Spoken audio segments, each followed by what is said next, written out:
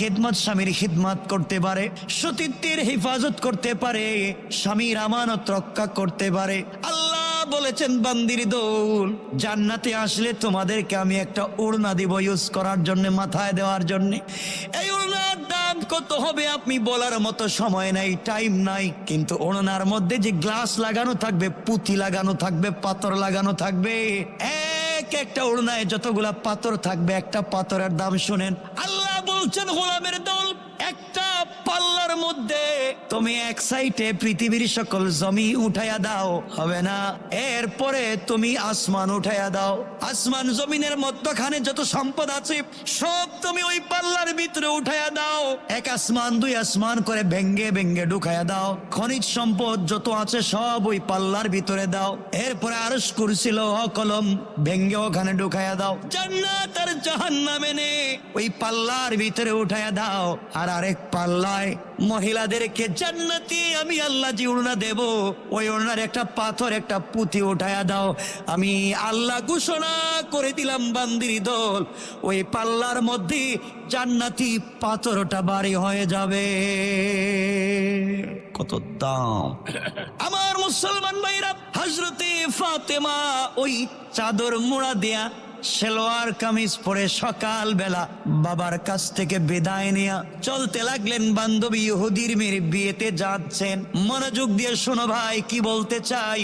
এদিকে ইহুদির মেয়েকে ওর নামের জুয়েলারি দিয়ে সাজায়া কোটি টাকার মালিক শিল্পপতি ইহুদির মেয়েরা এসে একটা ঘরের ভিতরে মেয়েটাকে নিয়ে সবাই বসে আছে, আনন্দ করতেছে। হযরতে ফাতেমা সবার পরে যখন ওই ঘরের ভিতরে ঢুকলেন, ঢুকতে দেরি হয়েছে। এই ঘরটা তার কাপড়ের আলোতে আলোকিত হয়ে যেতে দেরি হয় না। সবাই পাগল হয়ে জিজ্ঞেস করে, ফাতেমা এই কাপড় তুমি কোন মার্কেট থেকে কিনেছো? এত দাম এই কাপড় তোমাকে কে দিল? তোমার তো বাবার টাকা নাই, পয়সা নাই, কে তো দামি কাপড় তোমাকে দিল? মনোযোগ দিয়ে শোনেন, আল্লাহর সঙ্গে বন্ধুত্ব করেন। সবাই ডেকে ডেকে বলছে, ফাতেমা রে। এবার ফাতেমা বললেন, কাপড়টা কিনে নিয়ে এসেছি। কোন মার্কেট থেকে কিনেছো? মহিলারা ধরে ফেলেছে। ফাতেমা বলো, প্রয়োজনে বাবার সম্পত্তি বিক্রি করব, স্বামীর সম্পত্তি, ভাইয়ের সম্পত্তি বিক্রি করব, এরপরেও তো এমন একটা কাপড় চাই। এবার ফাতেমা বলছেন, বোনেরা শোনো, তোমরা স্বামী বাবার ভাই কেন, গোটা দুনিয়া যদি বিক্রি করে ফেলো, এরপরেও আমি ফাতেমার পরনে যে ওড়না রয়েছে ওই ওড়নার পাথরের দাম হবে না। মহিলারা তো জেলাস করে, কি বলতেছিস, এত দামি কাপড় কোন মার্কেট থেকে কিনেছ?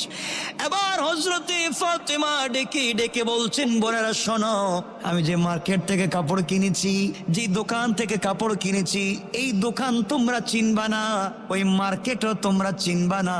যে রাস্তা দিয়া ওই মার্কেটে যাওয়া যায় তোমরা ওই রাস্তাও চিনবা না।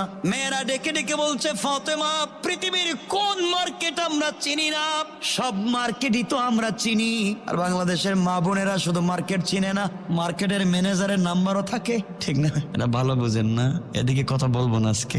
দেখবেন ওয়াইফ আর হাজবেন্ড মার্কেটে যায়, তো মার্কেটে গেলে একটা বাচ্চা ওইটা স্বামীর কোলে দিয়ে রেখে দেয়।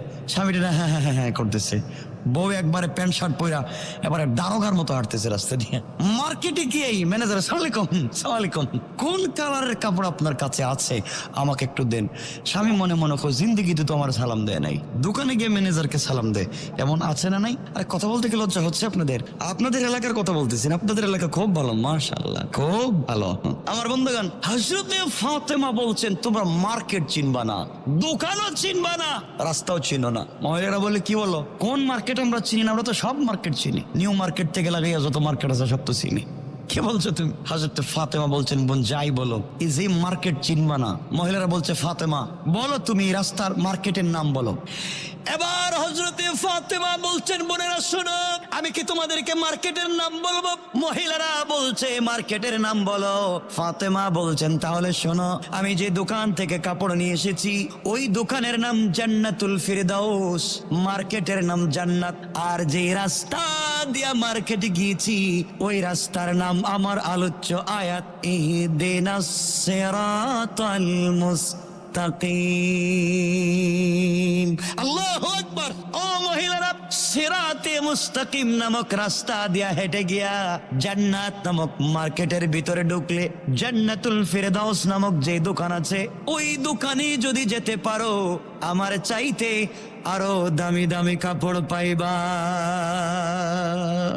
সুবহানাল্লাহ, জোরে আওয়াজ করে বলেন। মহিলারা বলছে, ফাতেমা এটা কোন মার্কেটের নাম কইলে? জিন্দেগিতে নামই শুনি নাই, মার্কেটের নাম শুনি নাই, দোকানের নাম শুনি নাই, রাস্তার নামে শুনি নাই, এটা কোন জায়গায় পাওয়া যায়? এবার হযরতে ফাতেমা বললেন, বোনেরা শোনো, ওই দোকানে যে কেউ ঢুকতে পারে না, ভিআইপি লোক ছাড়া কেউ যেতে পারে না, ওই মার্কেটেও কেউ ঢুকবার পারমিশন নাই, ওই রাস্তা দিয়ে কেউ যেতে পারে না, রাস্তায় ব্যারিকেড দিয়ে রেখে দেওয়া হয়েছে, কেউ যাবে না।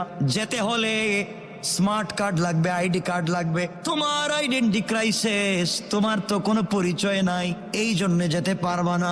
একটা অরিজিনাল পরিচয় লাগবে, আইডি কার্ড লাগবে, স্মার্ট কার্ড লাগবে, পিন নাম্বার লাগবে। ওই স্মার্ট কার্ডে একটা পিন নাম্বার আছে, ওই পিন নাম্বার যদি মনে রাখতে পারো, ওই পিন নাম্বার যদি মনে রাখতে পারো, মুখস্থ করতে পারো, তাহলে কার্ড পাইবা, কার্ড পাইলে রাস্তা পাইবা, রাস্তা পাইলে জান্নাত নামক মার্কেট পাইবা, জান্নাত নামক মার্কেট পাইলে জান্নাতুল ফেরদাউস নামক দোকান পাইবা।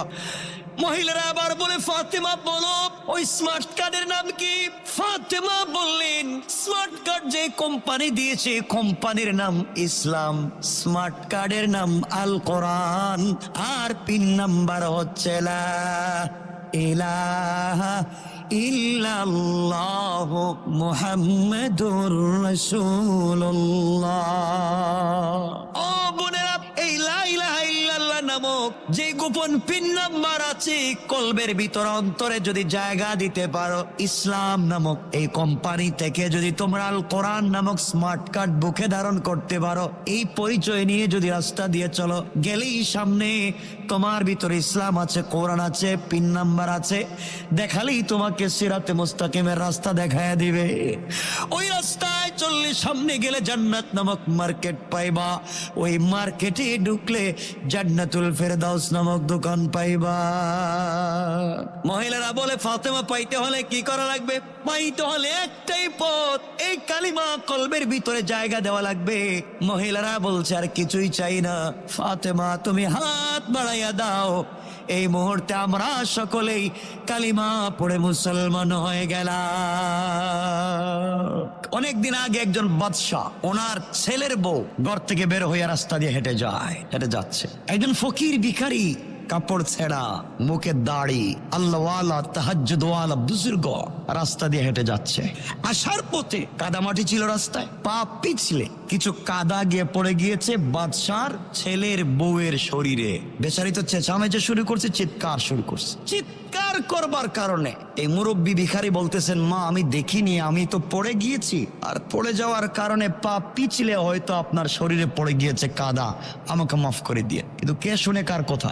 আমার বন্ধুগণ, কে শুনে কার কথা? স্ত্রীর চেঁচামেচি শুনে ওই স্ত্রীর স্বামী এসে কোনো কথা নাই, বার্তা নাই, এই বৃদ্ধ লোকটাকে আচ্ছা মতো নাক মুখ দিয়ে থাপ্পড় শুরু করছে। তুমি কেন দেখো নাই? আসলে তো বেচারা তো মুরব্বী মানুষ, পা পিছলে পড়ে গিয়েছে, থাপ্পড় দিয়েছে। মুরব্বী কিছু বলতে পারে নাই, চোখের পানি ছেড়ে দিয়েছে, 3 দিন খায় নাই, হাতটা উপর দিকে উঠে বলছে, বন্ধু আমি তো মসজিদে যেতে চাইছিলাম, আমি তো তোমার কদমে সেজদা করতে যাওয়ার পথে ভুলে পা পিছলে আমি পড়ে গিয়েছি, এজন্য আমাকে মারলো। স্ত্রীকে তার স্বামী ভালোবাসে, এই ভালোবাসার প্রতিদান দিতে সে তাকে তার সামনে সে আমাকে মারলো। তুমি কি আমাকে ভালোবাসো? ভালোবাসলে ভালোবাসার প্রতিদান দেখতে চাই। এই কথা বলার 1 মিনিট পরেই এই মেয়েটার স্বামী হঠাৎ করে পড়ে মারা গেল। বাদশা বের হয়ে দেখলেন ঘটনা তো খারাপ, আমার ছেলের বউ কাদামাটিতে ভরা, আমার ছেলে মরে পড়ে আছে, একজন ভিখারি দাঁড়িয়ে আছে, ব্যাপারটা কি? ভিখারি বলছে, দেখেন আপনার ছেলের বউকে আপনার ছেলে বড় ভালোবাসে, ভালোবাসার প্রতিদান দিতে আমাকে মারছে। আমারও একজন বন্ধু আছেন আমাকে ভালোবাসে, এই ভালোবাসার প্রতিদান দিতে গিয়া যে জান দিয়েছিল সেটা ফিরিয়ে নিয়ে গিয়েছে, সে যে জীবন দিয়েছিল সেটা ফিরিয়ে নিয়ে গিয়েছে। কিছু করার আছে কারো? কথা বলেন। এই জন্য আমার মুসলমান বন্ধুগণ গভীর মনোযোগ, এই দুনিয়ার জমিনে সবাইকে ইন্তেকাল করা লাগবে, কবরে যাওয়া লাগবে। কি নিয়ে আপনি কবরে যাবেন? কি নিয়ে আপনি আল্লাহর সামনে দাঁড়াবেন? আল্লাহ রব্বুল রব্বুল ইজ্জত ওয়াল জালাল ঘোষণা করেছেন, গোলাম রে, দুনিয়ার জমিনে যত অপরাধ করিস না কেন, যত গুনার কাজ করিস না কেন, তুই যখন ভুল বুঝতে পেরে আমি আল্লাহ তোকে যদি দীর্ঘ হায়াত দিই, গোটা জিন্দেগি অপরাধ করে বেড়াস, ইন্তেকালের কয়েক মিনিট আগে, কয়েক মুহূর্ত আগে আমি আল্লাহর কাছে হাত উঠায়া জিন্দেগির গুনার জন্যে গোলাম তুই যদি মাফ চাস, আমি আল্লাহ কথা দিলাম রে গোলাম, কথা দিলাম, তোমার গোটা জিন্দেগির গুনাহগুলোকে মাফ করে আমি আল্লাহ জান্নাতি বলে ফয়সালা করে দিতে আমি আল্লাহ 1 মিনিটও দেরি হবে না। আমার বন্ধুগণ, সে আল্লাহকে চিনেন? আমি বলতে চাই সবাইকে ইন্তেকাল করা লাগবে, কবরে যাওয়া লাগবে। আপনি কি নিয়ে কবরে যাবেন?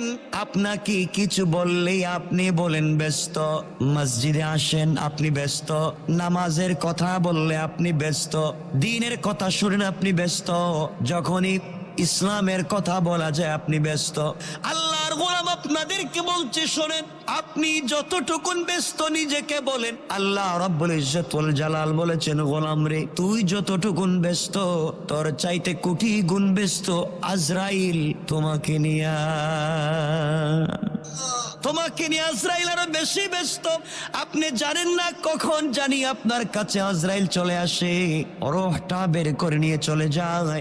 আপনার সুন্দর বডি মাটির মধ্যে পড়ে থাকবে, গাড়ির জায়গায় গাড়ি থাকবে, অন্য কোন মানুষ এসে গাড়িটা ইউজ করবে, আপনার বাড়ির জায়গায় বাড়ি থাকবে, অন্য কেউ আপনার বেডরুমে এসে আপনার ঘুমানোর বিছানায় ঘুমাবে, সব ঠিক থাকবে, থাকবেন না শুধু আপনি। আপনি যে কবরে যাচ্ছেন ওই কবরের ভিতরে আপনি যদি ভালো থাকতে চান, শান্তিতে থাকতে চান, আল্লাহ এবং তার রাসূলের পথ ছাড়া বিকল্প কোন রাস্তা না। Dhoti kurta sets at up to 30